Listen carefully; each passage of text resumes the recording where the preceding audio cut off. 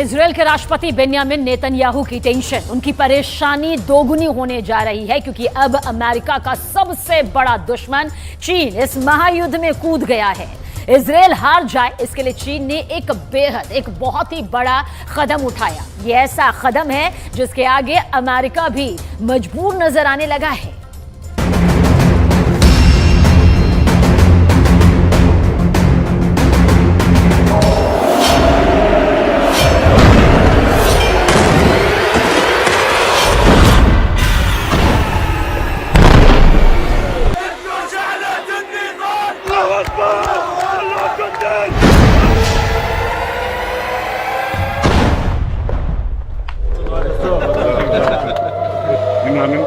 Yes. 做到有案必查。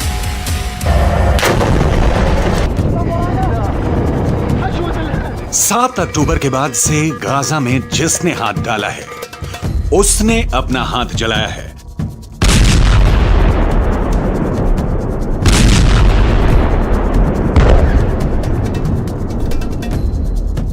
Gaza जलता हुआ कुआं बन चुका है।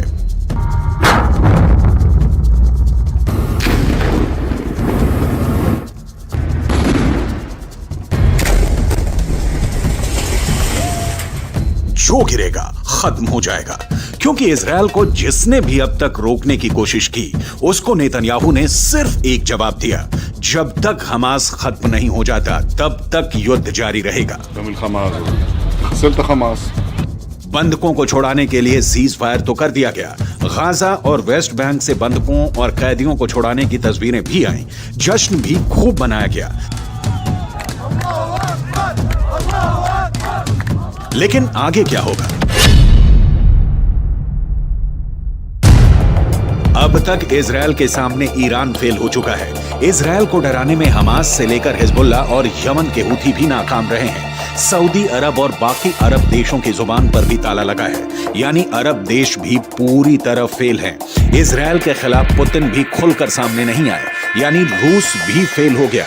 इजरायल अब अमेरिका के बस में भी नहीं है, इसलिए बाइडन भी पूरी तरह से फेल हैं।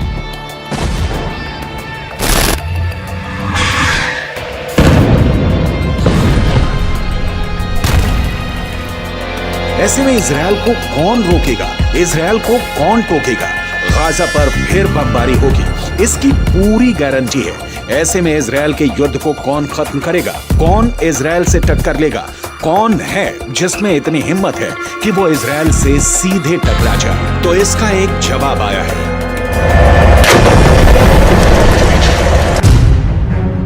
चीन ने बोला है कि वो गाजा का फैसला करेगा।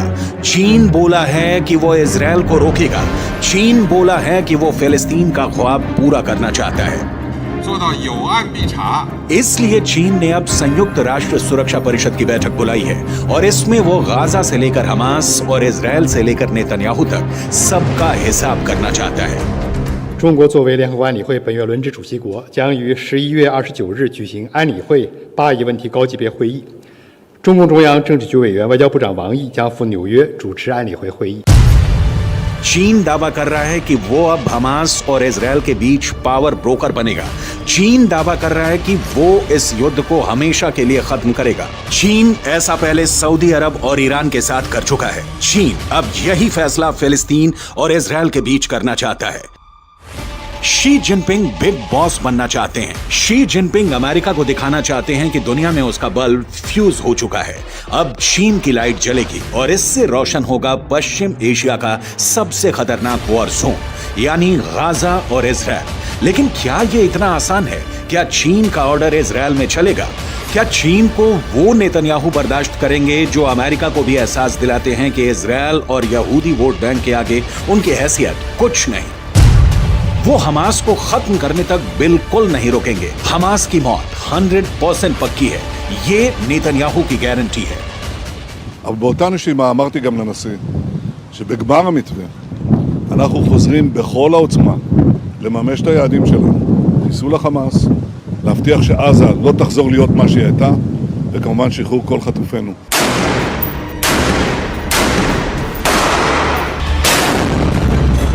गाजा को मिट्टी में मिलाने की मुहिम तेज होगी, ये बात नेतन्याहू ने साफ कर दी है।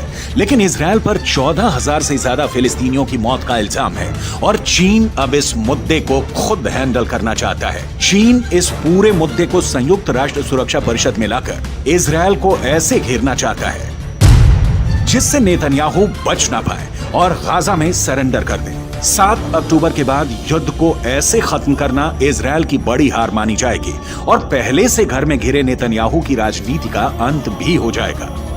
लेकिन फिलिस्तीन और गाजा को लेकर इजराइल के खिलाफ कोई भी प्रस्ताव गिर जाएगा, इसकी भी पूरी गारंटी है, क्योंकि अमेरिका के पास वीटो पावर है जिसका उसने हमेशा इजराइल को बचाने के लिए इस्तेमाल किया है। अब तक संयुक्त राष्ट्र में फिलिस्तीन के मुद्दे पर 36 बार प्रस्ताव लाया गया है। इसमें अमेरिका ने 34 में वीटो करके इजराइल को बचाया है। 7 अक्टूबर के बाद भी 2 प्रस्ताव आए हैं और इसमें भी अमेरिका ने इजराइल को बचाने का काम किया है।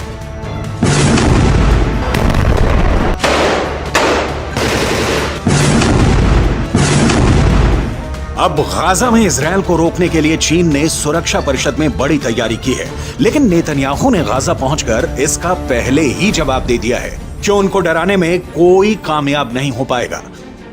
פצועה עם הלוחמים הגיבורים שלנו. אנחנו עושים כל מאמץ להחזיר את חטופינו ובסופו של דבר נחזיר את כולם.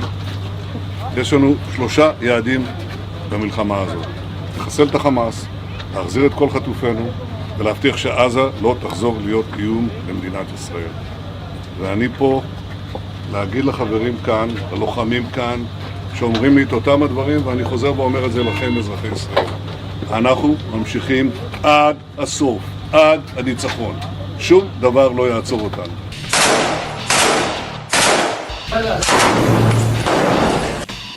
गाजा की गलियों में जो युद्ध हुआ है या हो रहा है उसने इजराइल को भी बड़े झटके दिए हैं, लेकिन नेतन्याहू अपने फैसले पर कायम है। बंधकों को छुड़ाने वाले सीज फायर के बाद वो हमास पर 10 गुना तेज हमला करेगा। फिर हमास के पास न बचने का रास्ता होगा न भागने का। गाजा की गलियों में युद्ध के दौरान हमास ने भी बड़े बड़े दावे किए हैं।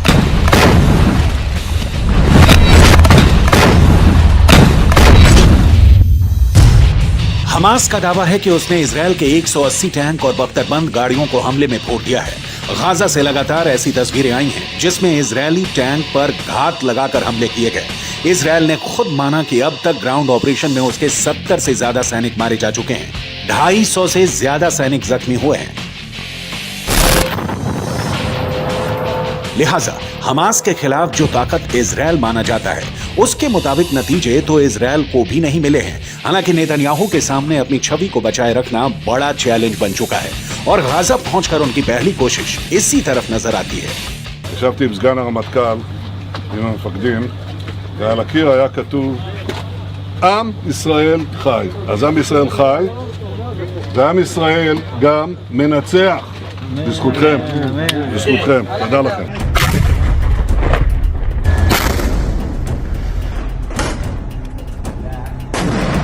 इजराइल का ग्राउंड ऑपरेशन बता रहा है कि अब उसने गाजा को 2 हिस्सों में बांट दिया है, या कहें कि गाजा को 2 हिस्सों में काट दिया है। एक तरफ है उत्तरी गाजा जिसको चारों तरफ से इजराइल की सेना ने घेर लिया है। अंदर बहुत ही खतरनाक युद्ध पूरी दुनिया ने देखा है। तो दूसरी तरफ है दक्षिणी गाजा। इजराइल की कोशिश है कि उत्तरी गाजा में हमास के पूरे कैडर को खत्म कर दिया जाए। चीन ऐसा नहीं चाहेगा क्योंकि चीन तो हमास का पूरा समर्थन करता है। ऐसा इसलिए कहा जा रहा है क्योंकि उसने 7 अक्टूबर वाले हमले को लेकर अपना रुख साफ नहीं किया है, या कह सकते हैं कि वो हमास के साथ है। सवाल इजराइल से है कि सीज फायर से पहले 50 दिन के युद्ध को लेकर वो कहां पास हुआ है और कहां फेल। 7 अक्टूबर को हुए हमले के बाद हमास के खिलाफ जंग में इजराइल के 2 मकसद थे। पहला, हमास के पास से करीब 250 बंधकों को आजाद कराना, जिसके लिए इजराइल को सीज फायर करना पड़ा, यानी उसका युद्ध और बमबारी काम नहीं आई, वो फेल हो गए। दूसरा मकसद, इजराइल हमास को जड़ से खत्म करना चाहता है, लेकिन अभी तक इसमें भी इजराइल फेल ही साबित हुआ है। מאוד מתנשא עם הארץ. תודה. יש רוח, יש עוצמה, יש נחישות, ויש תוצאות. גם את זה, וגם את זה, וגם את זה. אנחנו כל הזמן. אנחנו פה בגלל ישראל, נכון? אני אומר לך, כמו שאמרתי לביידן, אנחנו הולכים לעשות את זה, להשלים את זה, שלא יהיה לאף אחד ספק. לא מבחינת רק הכוונה, אלא גם היכולת. אני מאמין בכם. गाजा में सीज फायर करके इजरायल को वक्त मिला, उसकी सेना को वक्त मिला, हमास को भी वक्त मिला। दोनों तरफ अपनी ताकत को फिर से जुटाने का काम हुआ होगा ताकि युद्ध के अगले चरण को और खतरनाक बनाया जाए। लेकिन यहां के मुकाबले इजरायल का अगला चैलेंज हिजबुल्लाह भी है और यमन की हूथी सरकार भी। दोनों ही इस सीज फायर का हिस्सा नहीं रहे हैं, यानी इजरायल पर उस फ्रंट से हमला नहीं होगा, इसकी कोई गारंटी नहीं है। गाजा से दूर एक और खबर जिसने पूरी दुनिया को चौंका दिया। सीज फायर से पहले जब इजराइल गाजा पर हजारों टन बॉम्ब बरसा रहा था, तब पुतिन ने यूक्रेन के महायुद्ध को लेकर एक ऐसा फैसला किया जिसने जो बाइडेन को परेशान कर दिया। दरअसल बताया यह जा रहा है कि यूक्रेन में ऐसी सेना उतर चुकी है जो हमास से भी ज्यादा खतरनाक और खौफनाक है।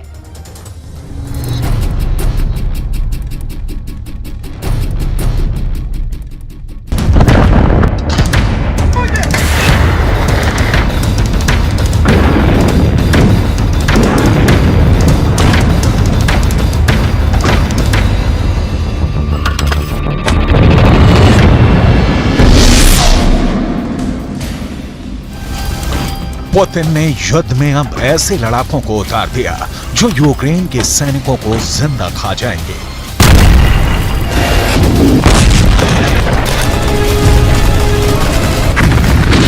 पुतिन ने युद्ध में ऐसे सैनिकों को उतार दिया है जिसे देखकर ज़ेलेंस्की के सैनिक खौफ में भर गए हैं।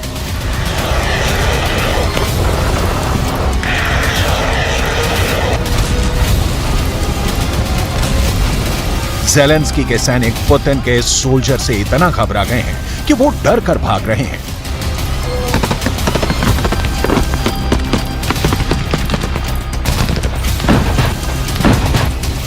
यूक्रेन के सैनिकों को समझ में नहीं आ रहा कि गोली बारूद को तो चकमा दे दें, लेकिन उससे कैसे बचें जो उन्हें जिंदा खाने को बेताब है।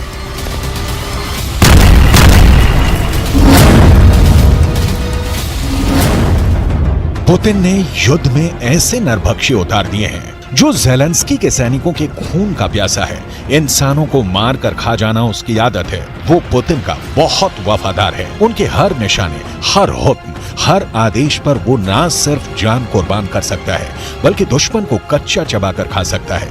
इसकी दरिंदगी से पुतिन इतने खुश हैं कि उन्होंने इस नरभक्षी को बहुत बड़ा इनाम देने का ऐलान किया है। कौन है ये नरभक्षी जिस पर पुतिन को इतना भरोसा है कि वो है तो रूस ये जंग हर हाल में जीतेगा। पुतिन के इस फौज के रहते ज़ेलेंस्की की हार तय है। इस नरभक्षी के कारनामों को देखने के बाद पुतिन अब आक्रामक हो गए हैं। पुतिन के इरादे और खतरनाक हो गए हैं। पुतिन के निशाने पर ज़ेलेंस्की का घर है। 1.5 साल से भी ज्यादा वक्त से चल रहे इस युद्ध को पुतिन अब जल्द खत्म करना चाहते हैं, वो भी अपने तरीके से। पुतिन को जीत चाहिए, वो भी हर कीमत पर। पुतिन को यूक्रेन के सैनिकों की हार देखनी है, वो भी हर हाल में। इसके लिए पुतिन ने जेल में बंद खूंखार कैदियों और नरभक्षी तक को युद्ध में धकेल दिया। ऐसे कैदी जिन पर बहुत गंभीर आरोप हैं। पुतिन अब उन सैनिकों की सजा भी कम कर रहे हैं जिन्होंने युद्ध लड़ा और पुतिन के मकसद को पूरा करने के लिए पूरा जोर लगा दिया।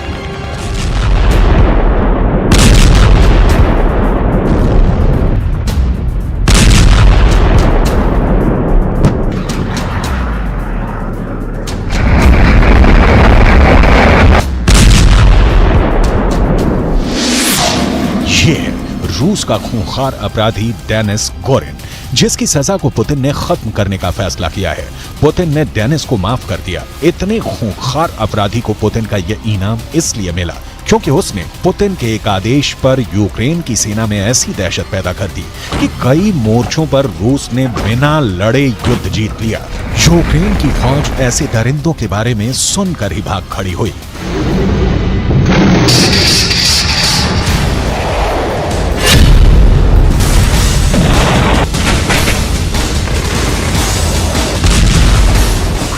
डेनिस गोरिन दरिंदा है, ये पुतिन को भी मालूम है।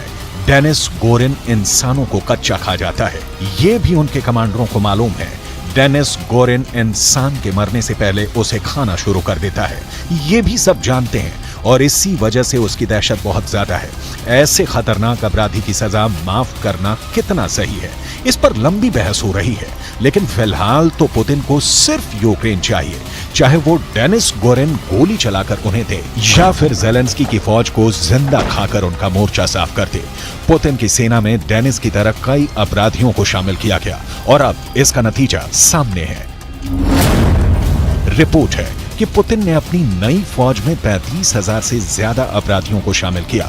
ब्रिटिश मीडिया का दावा है कि इन अपराधियों में हत्यारे भी हैं, बलात्कारी भी हैं और यहां तक कि नरभक्षियों को भी इस फौज में शामिल कर लिया गया है। रिपोर्ट के मुताबिक मॉस्को की तरफ से ऑर्डर आया कि अगर ये 6 महीने तक लड़ते रहेंगे तो रूस इनकी सजा माफ कर देगा, या कहें कि इनको आगे की सजा से आजादी मिल जाएगी।